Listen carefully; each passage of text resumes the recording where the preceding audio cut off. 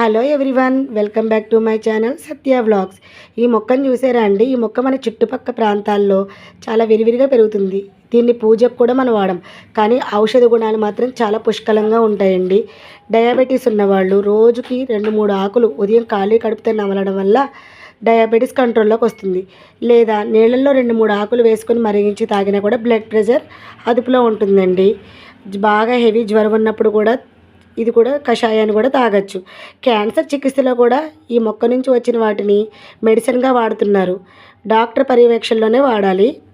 కాకపోతే చాలా మంచి ఔషధ గుణాలు ఉన్నాయండి. ఈ పువ్వులు చూసారా? ఈ పువ్వులు మనం టీలో పెట్టుకుని కూడా తాగొచ్చు. అంతేకాకుండా చర్మంపై సమస్యలు, కత్తిపోట్లు గాయాలు అయినప్పుడు ఈ ఆకుని ఆటలపై రుద్దడం వల్ల త్వరగా నయమైపోతాయి. ఈ మొక్కని నిత్య కళ్యాణి అంటారండి.